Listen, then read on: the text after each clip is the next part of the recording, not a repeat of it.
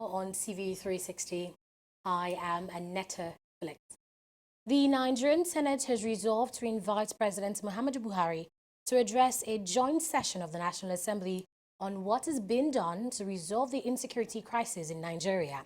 Although over 200 people have been killed in attacks by unknown gunmen in Benue, Taraba, Zamfara and its environs in 2018 alone. The latest attack in Benue caused the death of 19 people, including 2 priests. The senators in their debate on Tuesday's attack also called for a state of emergency to be implemented in some of the affected states. They also asked the Committee on Security Infrastructure Summit to speed up actions on the planned security summit. The Senate is also debating on the president's approval of the withdrawal of $496 million from the excess crude account to purchase military aircraft from the United States. The upper chamber has mandated its Committee on Judiciary to investigate the purchase of the fighter jets. During a debate on the motion, some senators had called for the impeachment of the president for allegedly breaking the Constitution. However, the Senate President, Bukola Saraki, at the end of the debate, advised that the matter be referred to the Committee on Judiciary for further investigation. The committee is also to investigate if Buhari disobeyed the Constitution. The purchase of the military equipment has also drawn the attention of the House of Representatives. Lawmakers in the lower chamber were engaged in a rowdy session over the matter. During Thursday's plenary, some members were of the opinion that the request should be presented as a bill and not in the form of a motion as presented by the acting deputy leader, Mohammed Mugonu. However, others noted that the spending process had already been declared illegal and the motion shouldn't be considered by the House. The Inspector General of Police, Ibrahim Idris, has refused to appear before the Senate to address the lawmakers in plenary. The police IG had been summoned to appear before the Senate over the arrest of their colleague, Senator Dini Malaye, and the incessant killings across Nigeria. However, during plenary on Thursday, Senator Balanla noted that the police chief was in Bauchi with the president. The senators who condemned the attack resolved that Idris must appear before the House next Wednesday. The Kaduna State government has charged Ibrahim El-Zakzaky, leader of the Islamic movement in Nigeria, IMN, to a high court in the state. El-Zakzaky was arrested in December 2015 after his followers and some soldiers clashed in Zaria, Kaduna State. All over 300 people were said to have been killed as a result of the clash. After his arrest, the Kaduna government charged him with criminal conspiracy. But in a suit dated April 18, El-Zakzaky and 3 other leaders of the IMN were slammed an 8-count charge. One very important tool for citizens to demand good governance or change an elected representative they feel is no longer representing their collective interests is the recall process. But the process has never been put to a full test in the history of democratic Nigeria. Well, one group is hoping to change that by educating people on the process and what they can do to demand and get accountability from their representatives. Advocacy group Enough is Enough is partnering journalists to educate people on how the recall process works and how it can be used to engender good governance. Well, Fidelia Agoncha reports. Democracy is a system of government in which citizens elect representatives to form a governing body. Some think the democratic process ends at elections, but this event hopes to educate electorate on their responsibilities and rights after electing representatives in the government. Tagged The Citizen's Guide to the Recall Process, non-partisan group Enough is Enough at this press briefing partners journalists to educate the public on how to hold leaders, most especially those in the National Assembly, accountable to their constituents through the recall process. Part of it is just education as well. I mean, yes, we're relatively new to democracy. So even those that are elected sometimes don't fully understand what is required of them in their role as a representative of the people. You can start off by engaging your legislator. You can write a letter, you can request a dialogue, you can submit a position paper, you can give them a periodic scorecard just to let them know how you think that they're doing. It acts as a discipline deterrent for elected officials.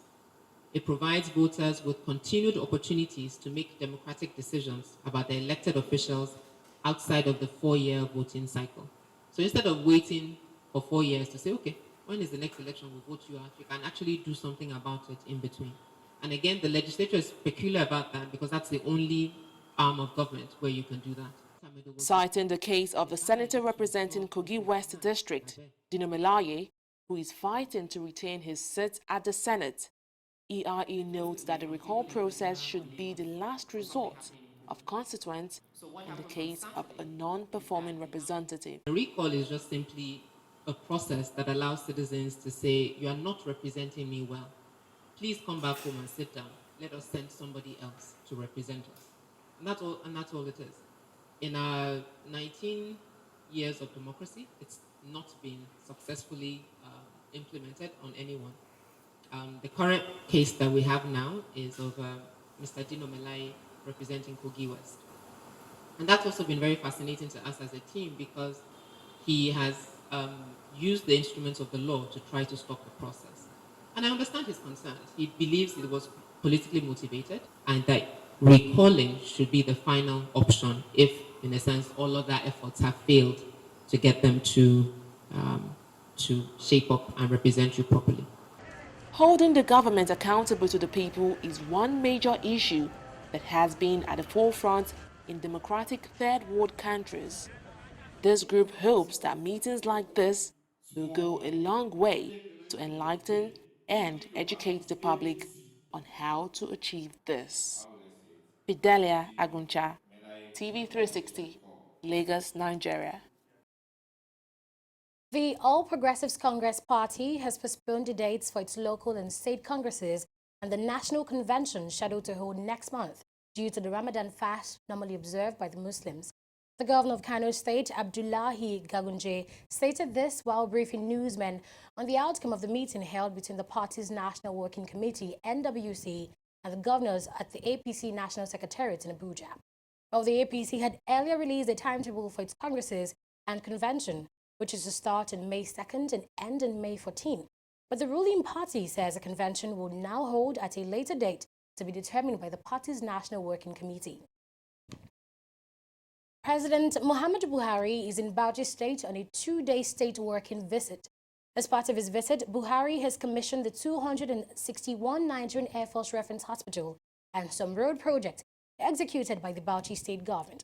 While speaking at the commissioning of the NAF Reference Hospital, President Muhammadu Buhari said that the establishment of the Special Operations Command, SOC, in Bauchi together with the hospital is an initiative which confirms the collective commitment to tackle any threat to Nigeria's security. The Federal Executive Council has agreed to the augmentation of the commercialization and marketing of Niprisan, an anti-sickle cell drug for the treatment of sickle cell patients in Nigeria. The Minister of Health, Isaac Adeoli, disclosed this while speaking to State House correspondents at the end of an FEC meeting. Adeoli said the Federal Executive Council gave the licensing agreement to the National Institute to reduce the burden of the disease in Africa and other parts of the world where the disease is common. Government approved the signing of licensing agreement between the National Institute for Pharmaceutical Research and Development, called NIPRIT, and me and Baker PLC. This is in respect of scaling up commercialization and marketing of Niprisan, a very potent anti-sickling drug for use in Nigeria. As you might be aware, sickle cell disease is a common problem, particularly among blacks in Africa, Southeast Asia, and Latin America. And it's estimated that about 25% of Nigerians carry the sickle cell gene, and over 2 million people have sickle cell anemia, and that's having the two genes combined. And for many of them, when they're under stress, they take ill, what happens is that invariably they develop severe bone pain crisis, they develop infection, and some of them will die from this. And this drug was first used in Oyo State over 20 years ago. And NIPRIT conducted clinical trials to ensure that we are able to document that it is safe, it is efficacious, and the drug was actually licensed to an international organization which went into bankruptcy. So what we've done is to reactivate the product and it will now be marketed in Nigeria through this agreement. And we believe that the marketing and production in Nigeria will bring a lot of comfort to millions of Nigerians who are afflicted with the sickle cell gene. Again, Council also approved the construction of a trauma center at Federal Medical Center of Owerri at a cost of 840 million naira, 817,630 naira.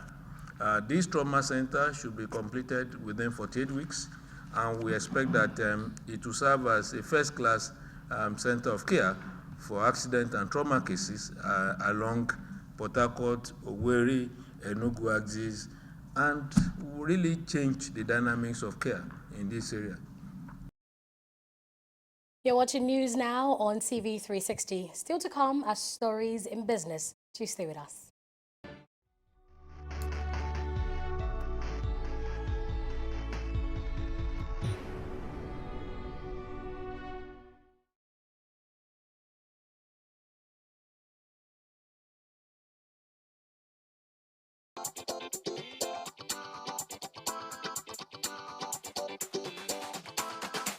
$100,000 people to get only 10 people to register to vote, 10 new voters. Each of us standing here today, when you get back home, when you get to your place of work, your school, try and get 10 new people that do not have their PVC to register to vote. We're going to take on our website, onevoice.ng. Please go there, give us the information. If you get 10 people to vote, then you're amongst us.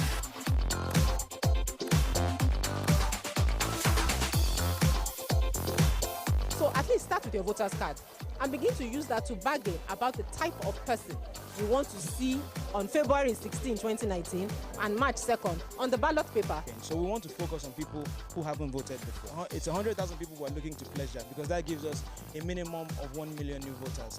Instead of to say, my vote no go count now, try vote first, then you see whether it will count, you know.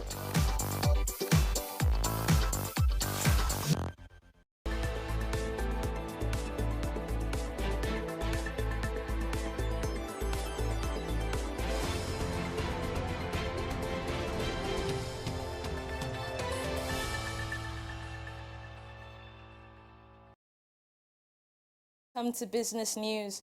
I am Esther Vese. The Senate has declared the current payment of fuel subsidy by the Nigerian National Petroleum Corporation (NNPC) illegal. It asked the corporation to refund the sum of 216 billion naira, which was spent as subsidy in 2017 under the guise of operational cost, into the federal government's purse.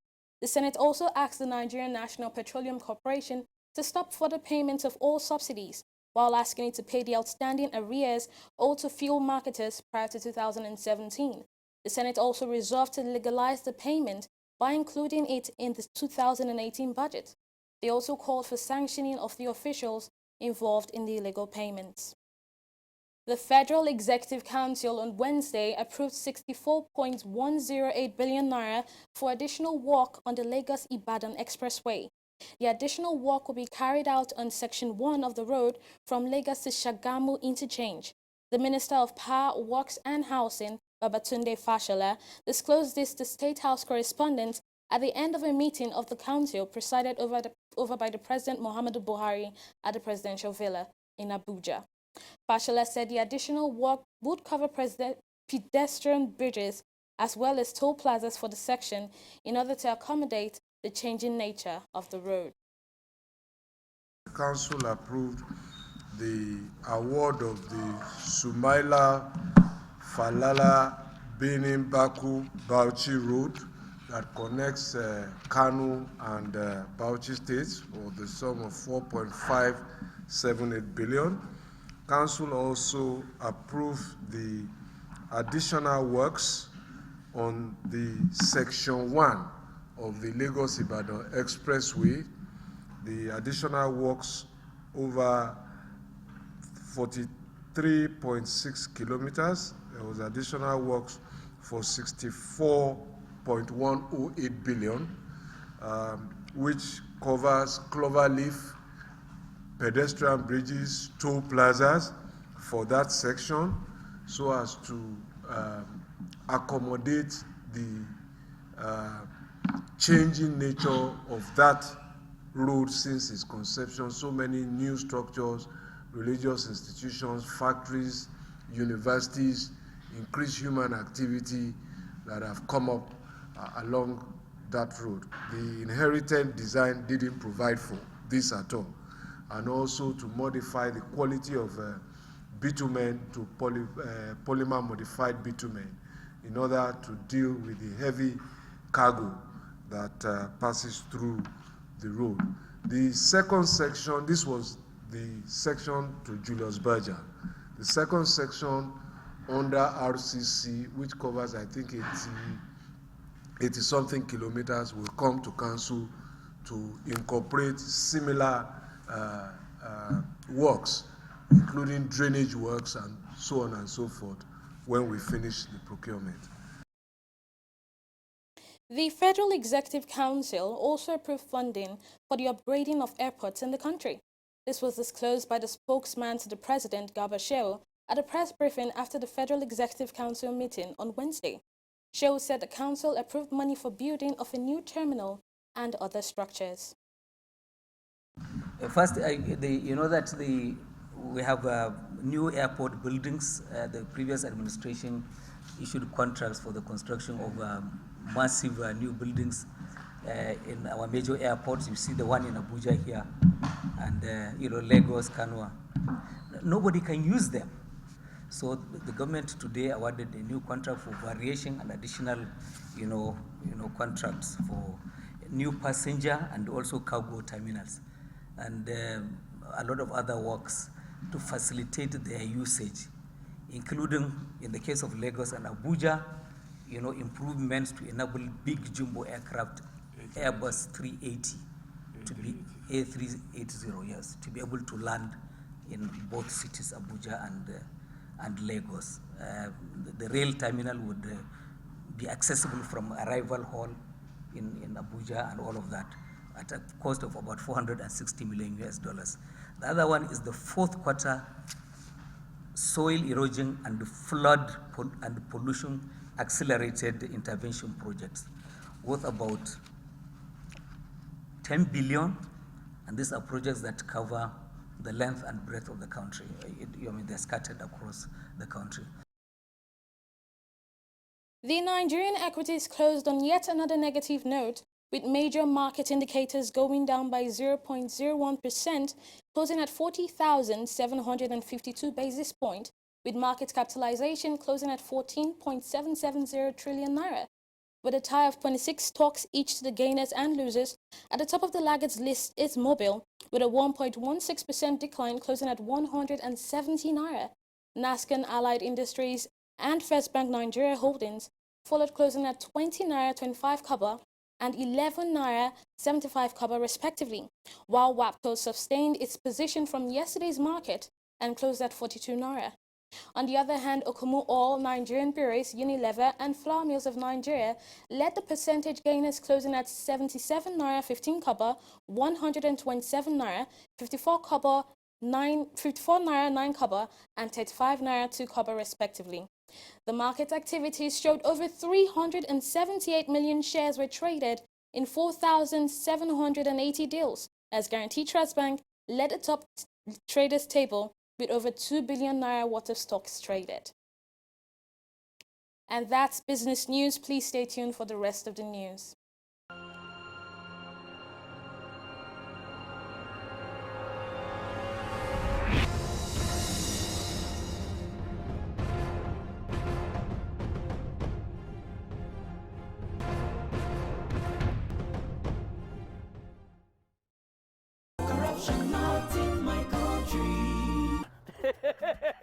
Madam, madam, welcome.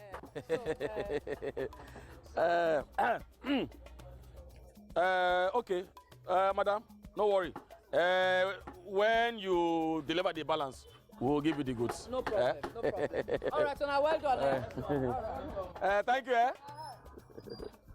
Hey, Oga, I still say she don't bring money. Maybe we'll use this one for him now. She wants mahogany, not white wood. Oga, our work now to join wood together, deliver whatever to customer, put the remaining profit for pocket. Abba! This is corruption, not in my country. Corruption not in my country. Stop corruption now.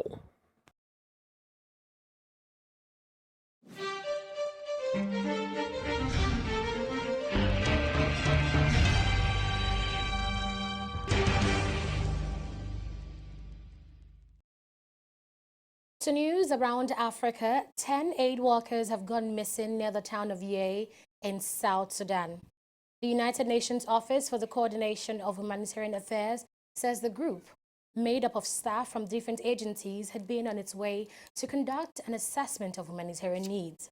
The missing individuals are reported to be staff of the United Nations and other organizations. The senior UN official in South Sudan, Alain Nudeho, said the whereabouts and condition were not known, but he demanded their immediate release. Meanwhile, in Congo, United Nations investigators say they have discovered 5 probable mass grave sites in eastern Congo's Ituri province, where an outbreak of ethnic violence has killed at least 263 people. The United Nations peacekeeping mission report provides the most comprehensive portrait to date of the human cost of months of violence between Lendu pastoralists and Hema-headers since December has caused one of Africa's most serious refugee crises. But violence across eastern Congo's borderlands with Uganda, Rwanda and Burundi has spiked since President Joseph Kabila refused to step aside at the end of his mandate in 2016, eroding state authority and emboldening armed groups. The mostly Lendu-led attacks have forced more than 60,000 people to flee across Lake Albert into Uganda, and the UN Refugee Agency expects 200,000 refugees to reach Uganda this year, while tens of thousands of others have fled into other towns inside Congo. On to news and sports, Anthony Joshua's promoter, Eddie Hearn, says the boxer wants to see the money before agreeing to Deontay Wilder's $50 million unification fight offer.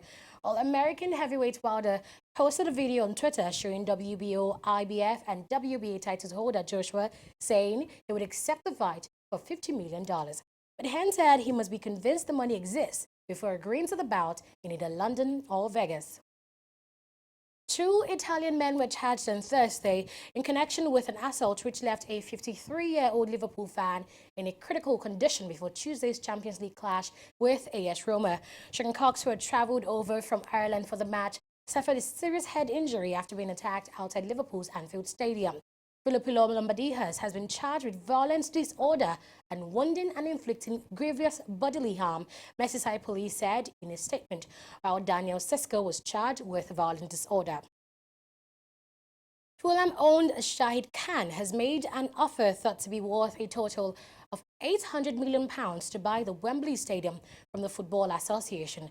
It is understood that Khan's bid includes £500 million for the stadium and £300 million for the FA to keep the club Wembley debenture and hospitality business. The FA board discussed the approach at a meeting on Thursday. The 90,000-seat stadium, which is the largest in the United Kingdom, cost £757 million to build and opened in 2007. It's a wrap here on News Now on TV360. Thank you for watching.